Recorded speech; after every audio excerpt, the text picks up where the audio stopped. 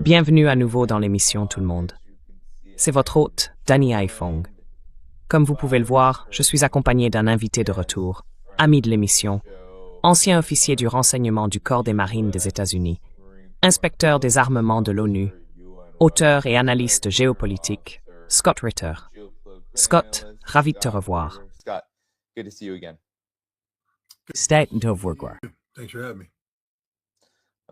Merci de m'avoir invité. Bien sûr, tout le monde, cliquez sur le bouton j'aime, cela aide à promouvoir l'émission. Je vous rejoins depuis Hangzhou, en Chine, donc excusez d'éventuels problèmes techniques et faites-le moi savoir s'il y en a. Scott, je voulais commencer l'émission avec les dernières nouvelles de dernière minute, et je vais simplement lire ce qui est rapporté en ce moment à propos du détroit d'Ormuz. Il est dit que l'Iran a rouvert le détroit. Selon les rapports, c'est Donald Trump qui est allé sur Truth Social et a déclaré exactement ces mots. L'Iran vient d'annoncer que le détroit d'Iran est entièrement ouvert et prêt pour un passage complet. Merci. Intéressant. Une sorte de gaffe en l'appelant le détroit d'Iran.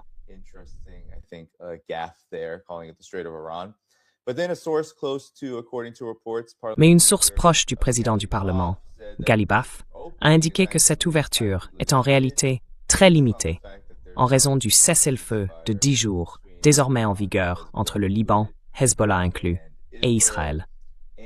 Les conditions de cette réouverture partielle prévoient que tout le trafic soit redirigé par les eaux territoriales iraniennes via l'île de l'Arak. Seuls les navires commerciaux sont autorisés, l'Iran décidant lesquels remplissent les critères. Les navires liés à des ennemis sont exclus, et les remorquages restent obligatoires pour des raisons de sécurité et de passage. L'ensemble du transit est coordonné par la marine des gardiens de la Révolution, l'Iran exerçant un contrôle total sur le passage par le détroit.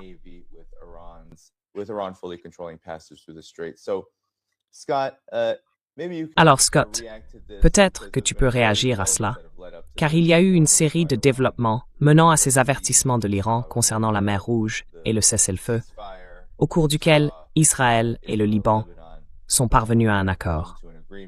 Puis Israël l'a rompu au début, mais maintenant, il semble que la situation ait changé, que les tensions se soient un peu apaisées. Trump garantit qu'Israël n'attaquera pas pendant ces 10 jours, et l'Iran tient parole, affirmant qu'il agirait de bonne foi autour de ce cessez-le-feu, puisqu'il le défend depuis le tout début de ses négociations avec les États-Unis. Alors, parle-nous de tes réflexions et de ton évaluation de la situation actuelle.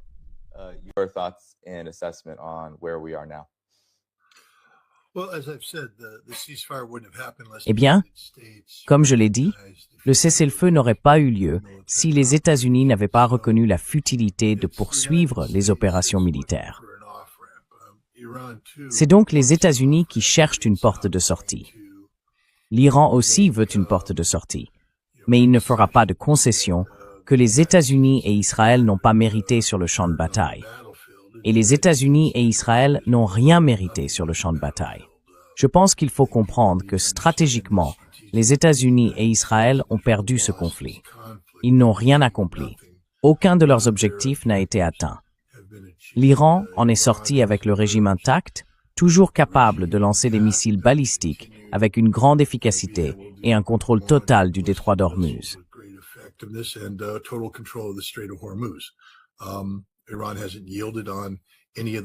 L'Iran n'a cédé sur aucun des points concernant l'enrichissement nucléaire. Et pourtant, nous voilà avec Trump qui déclare la victoire. Parce que c'est bien de cela qu'il s'agit. Il s'agit de questions politiques, pas de questions pratiques réelles. Il s'agit de la manière dont Donald Trump peut manipuler les choses à son avantage politique afin de pouvoir affirmer que sans son intervention décisive, rien ne se serait passé. Nous assistons donc simplement à un immense jeu politique en cours.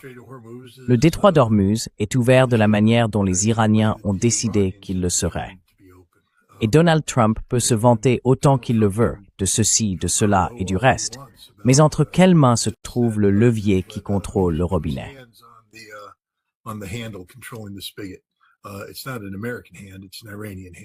Ce n'est pas une main américaine, c'est une main iranienne.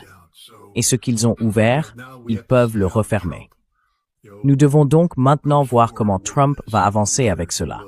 S'il va ignorer la déclaration iranienne, continuer à insister sur le rôle qu'il a joué, ou comme il l'a déjà fait par le passé, soudainement qualifier les Iraniens de menteurs, de voleurs et de vauriens, puis menacer et fanfaronner encore un peu.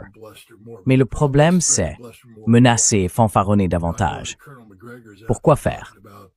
Je sais que le colonel McGregor parle d'une grande offensive américaine qui doit commencer la semaine prochaine. Pour faire quoi et avec quoi? Nous n'apportons rien de nouveau à la table, et toute cible qui valait la peine d'être frappée l'a déjà été.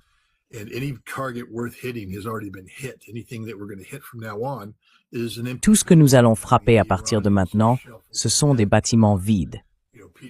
Je veux dire, les Iraniens ont rebattu les cartes. Tu sais, Pete Hegseth peut prétendre que nous les observons faire ceci, cela et le reste, mais clairement, c'est pas le cas. Parce que tu vois, cette force aérienne que nous disions avoir détruite à 100%, elle est opérationnelle et vole en ce moment même. La marine que nous disions avoir anéantie contrôle le détroit d'Ormuz avec des navires qui y posent des mines. Chaque composante de l'armée iranienne a survécu à ce conflit. En réalité, nous n'avons rien accompli, si ce n'est démontrer notre impuissance. Voulons-nous vraiment l'exposer à nouveau? Je ne le pense pas. L'autre chose, c'est qu'il y a certaines réalités.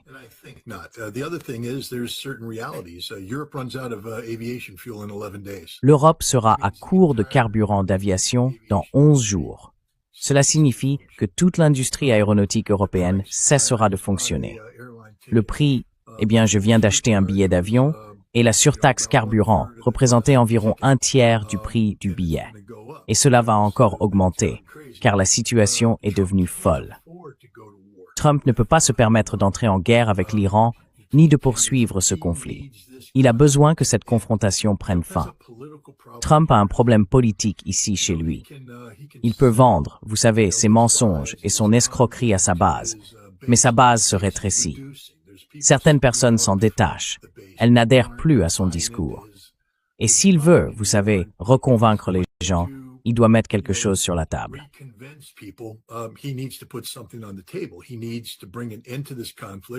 Il doit mettre fin à ce conflit. Et ensuite, vous savez, passer le mois suivant à dire aux gens qu'il est la meilleure chose qui soit au monde, que cette paix n'aurait pas eu lieu sans lui, et voir s'il peut aborder l'été avec une certaine dynamique. Vous savez, et ce n'est pas impossible. Avec les difficultés économiques que nous connaissons actuellement, s'il parvient à relancer l'approvisionnement en énergie, s'il réussit à faire baisser le prix de l'énergie, il bénéficiera d'un de ces élans artificiels à l'approche de l'été. Vous savez, quand les problèmes dont il est responsable semblent disparaître. Et il dira, c'est grâce à moi. Je suis la meilleure chose qui soit au monde. Et peut-être qu'il convaincra suffisamment de gens pour que les républicains puissent conserver la Chambre en novembre, ce qui est le véritable enjeu ici.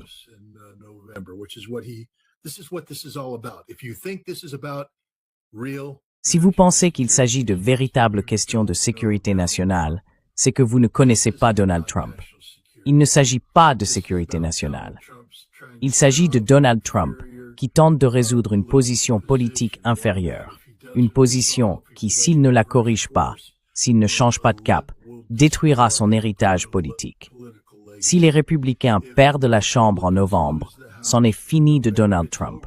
C'est fini. Il passera les 2 prochaines années à être destitué. Et c'est tout ce pourquoi on se souviendra de lui. Et s'il continue à jouer à des jeux stupides, il pourrait perdre le Sénat. Et alors il sera destitué et condamné. Trump ne peut donc pas se permettre que cette guerre continue.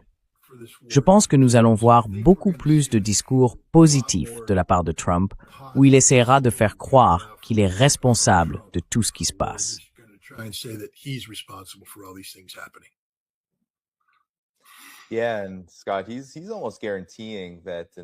Oui. Et Scott, il garantit presque que dans les prochains, quelques jours, juste 1 ou 2 jours, un accord quelconque va être conclu. Et bien sûr, on le présente comme un accord entièrement favorable à ce qu'il prétend être les intérêts des États-Unis.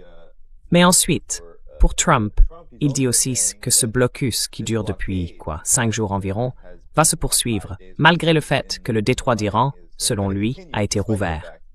Qu'en penses-tu? Parce que c'est très contradictoire.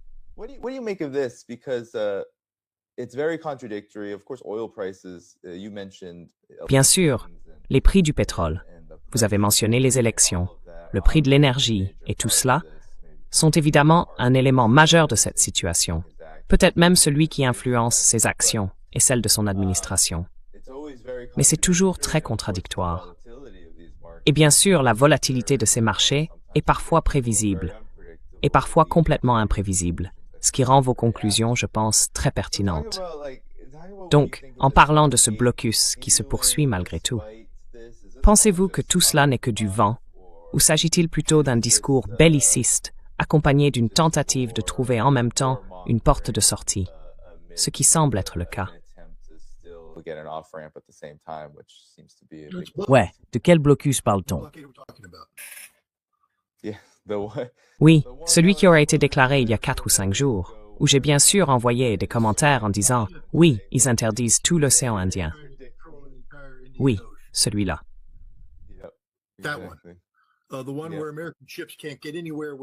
Celle où les navires américains ne peuvent pas s'approcher à moins de 20 000 des côtes iraniennes sans craindre d'être coulés. Ainsi, tous les navires qui traversent l'océan Indien en sortant du détroit d'Ormuz longent la côte iranienne et ne sont pas interceptés par la marine américaine. Celle où la Chine dit « Allez vous faire voir, on fait exactement ce qu'on veut et vous ne nous toucherez pas parce que ce serait votre fin. » Celle-là, celle où les Russes disent « Je te défie de toucher un navire russe. » Celle-là, ce blocus-là, oui, non, il n'y a pas de blocus. Encore une fois, c'est une partie du jeu auquel Donald Trump joue. Être vu, créer une perception. Mais il n'y a pas de blocus. Aucun. Absolument aucun.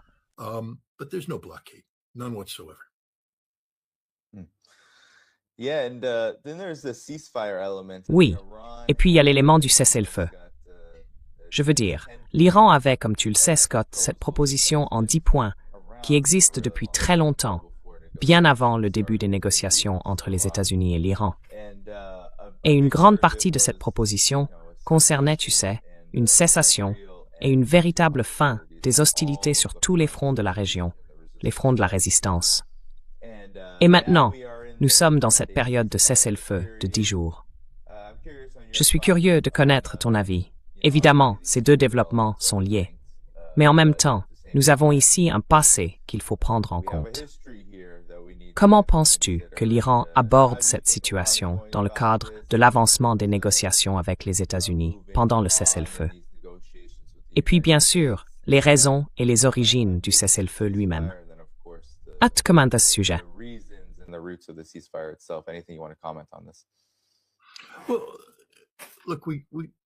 Eh bien, écoutez, encore une fois, il faut simplement revenir au fait de base ici. Fait A. L'Amérique a perdu la guerre. C'est pour cela que l'Amérique cherchait une porte de sortie. Si nous étions en train de gagner la guerre, nous ne chercherions pas une porte de sortie. Nous continuerions simplement à frapper jusqu'à ce que les Iraniens se rendent. C'est nous qui avons dit que nous avions besoin que tout cela prenne fin, parce que nos bases étaient en train d'être anéanties. Israël n'avait plus de défense. Les missiles iraniens devenaient de plus en plus puissants et nous avions atteint la limite de nos capacités d'escalade avec des armes conventionnelles. L'étape suivante aurait été un véritable génocide culturel. Je veux dire, c'est de cela que Trump parlait, l'effacement de la civilisation iranienne. Non pas qu'il aurait été capable de le faire, mais les mesures qu'il aurait fallu prendre pour mettre ces paroles en action auraient constitué des crimes de guerre inimaginables.